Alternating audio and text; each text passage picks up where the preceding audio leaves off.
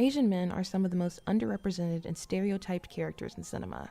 Throughout the history of American film, starting with the silent motion picture Broken Blossoms in 1919 up until modern-day films like Flowers of War in 2012, Asian men have been confined to a select few forms of representation, many of which are flat, false, or implicitly racist.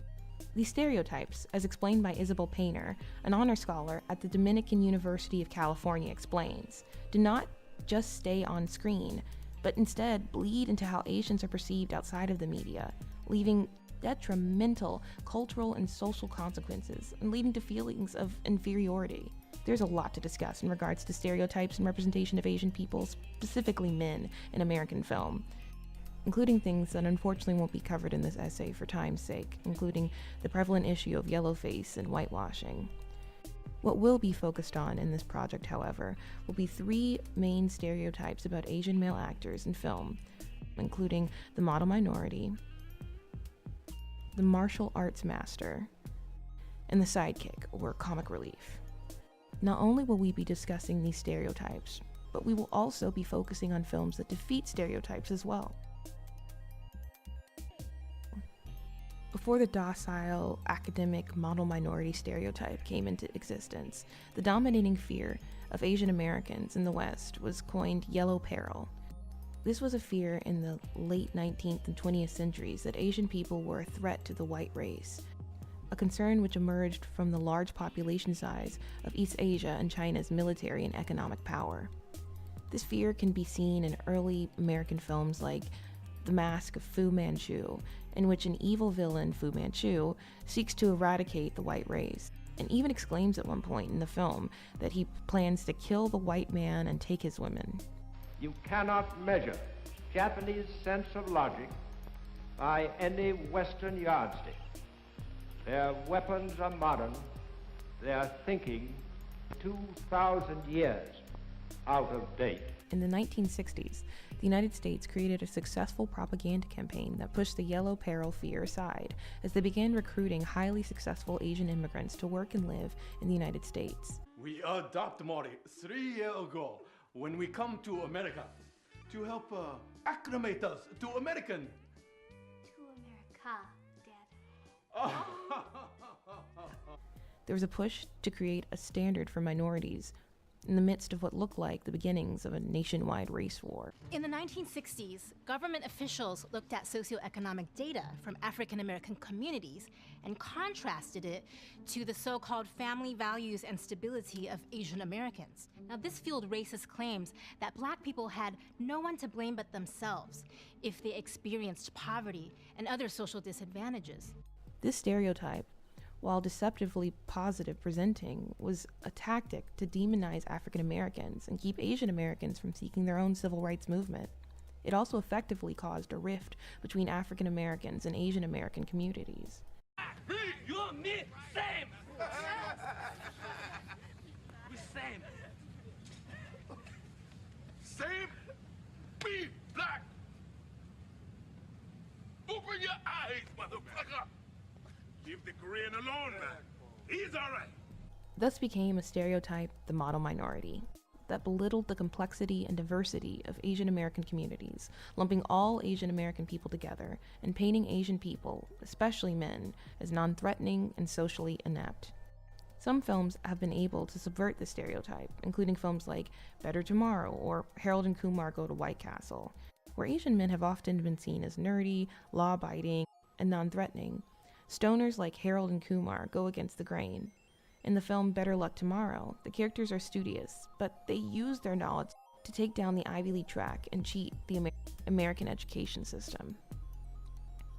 It can be noted that while it is not completely incorrect that there are many academically driven Asian Americans who perhaps may hold themselves to a high moral standard, it is wrong that all Asian men have been lumped together. This can be damaging not only to Asian American communities, but other minority communities as well. The martial arts master was not originally a bad stereotype. Bruce Lee was one of the biggest household names and often played a movie martial arts master in the early 1970s. For the most part, his arrival on the Hollywood scene was positive. Bruce Lee wasn't a model minority. He was strong, attractive, and held his own. Several other stars, like Russell Wong and Jackie Chan, followed in his footsteps. However, while the martial arts master can be a positive image, it quickly became a typecast trap for Asian men, whether or not they were interested in martial arts films. The Bruce Lee character, because of its financial success, had simultaneously opened and closed doors for future performers. Casting directors quickly came to the wrong conclusion that the only time American audiences wanted to see Asian actors was during kung fu movies. There were other problems with the martial arts master trope, as discussed in author Luke Allen's essay representing and reconstructing Asian masculinities. This is not a movie review. There are few biographical or fiction representations of Asian males, and even fewer serious portrayals on TV and in the movies. Where we are portrayed as something less than evil or exotic scenery, we may turn up as non-emotive, repressed, or desexed props. This was a reoccurring problem for the martial arts master. He was usually largely voiceless in the films, emotionally flat, lacking in a backstory, and never got the girl. This character was often an exotic mascot rather than a well-developed and dynamic character. For instance, in the 2011 film Green Hornet, based off the popular 1930s radio program, Britt Reed is a spoiled playboy who is inconsiderate and so focused on his various sexual exploits that he rarely manages to pay attention to Kato, his faithful employee, who rarely says a word. Later, when the men begin fighting crime together, Kato, who for some reason knows karate, does all the work behind the scenes, including creating gadgets, weapons, and most of the fighting. At the end of the film, Kato fails to win the heart of Lenore, the woman he's been pining after. This happens again in the cult classic 90s film Romeo Must Die, in which major stars Jet Li and Aaliyah starred side by side. Romeo Must Die. That was a huge moment for like Asian kids. Yeah. Remember Jet Li and Aaliyah? Yeah.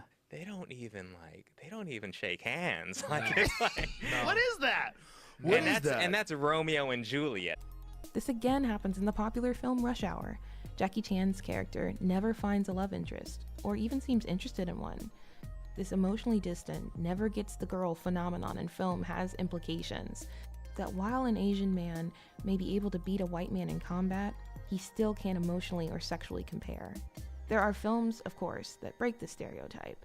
For instance, in the 2014 film Maze Runner, the character Mino is strong and can fight. However, there's no martial arts mastery on his part, and he has emotional depth. He worries about his friends. He's funny. In the popular 2018 film Crazy Rich Asians, Nick Young's character is a sex icon completely moving away from the norm in American film. He's reserved, but kind and concerned for the women and friends around him. In general, this was a film that gave Asian characters depth and dignity that many movies had neglected to do for years. Now, one of the hardest character tropes to discuss, the sidekick, or comic relief. This character is fairly popular and often ranges from flat to flat-out offensive. This character is goofy, sexless, emasculated, and almost always has an accent. In many fictional texts, low-status linguistic styles tend to be attributed to minor, low-educated, low-class, or bad characters. What is significant about the accent? We've just seen throughout history, Hollywood history, it's like, if there's an accent, this character's one-dimensional. They want the accent to sound like this, and they want your tongue to be really pulled back. So Patayang King was going into a room and having to do that exact thing in front of people like a monkey. There are accents that, by their nature, to white Americans, sound funny, period. It's funny because it's racist. Of course, there is no way to talk about the comic relief stereotype without discussing one of the arguably most offensive Asian characters of all time, Long Duck Dong from 16 Candles. Long Duck Dong, whose name in and of itself is offensive, is a Chinese exchange student who's constantly emasculated and belittled throughout the film, and of course has an accent his host family loves poking fun at.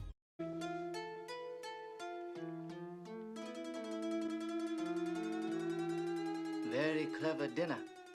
Appetizing food fitting neatly into interesting round pie. It's a quiche. How do you spell? Well, you don't spell it, son. You eat it. Later, to follow in the footsteps of Long Duck Dong was Mr. Chow from The Hangover. Mr. Chow is, well... You gonna fuck on me? very offensive. He's ridiculed from his shoe size to his lisp, is effeminate, and ridiculously portrayed. This beloved character, Mr. Chow, is present in the entire Hangover trilogy. Now, in regards to the future of stereotyped characters like Long Duck Dong in Hollywood, Alan Yang addressed this problem beautifully in his speech at the Emmys for Best Writing in 2016. There's 17 million Asian Americans in this country, and there's 17 million Italian Americans. They have The Godfather, Goodfellas, Rocky, The Sopranos. We got Long Duck Dog, so we got a long way to go. But I know we can get there. I believe in us. It's just going to take a lot of hard work. Hopefully, in the next few years, we'll be able to see more Asian characters on American screens, but more importantly, well-represented characters. Asian men especially deserve to be depicted as vibrant, multidimensional, complicated, emotional, funny, and strong on screen. While stereotypes are not always bad or inaccurate, they are often flat, and this has to change.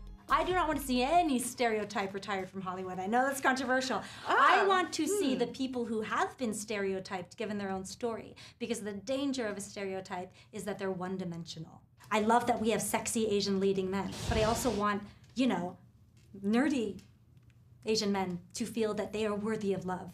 And the problem is when you make fun of them in a secondary role where you don't explore their whole lives. That's why I keep stressing this thing about being the center of the story, not because I want to be like, oh, I'm a star, because I'm not, but because that's how you get rid of stereotypes, not by trying to be the cool guy, because that makes the other guy feel like they're not worth anything. But if you say to that other guy or that other girl, like, even though you're not the beauty queen, you have a story, then people want to know, and you have depth to you. You have more than one dimension.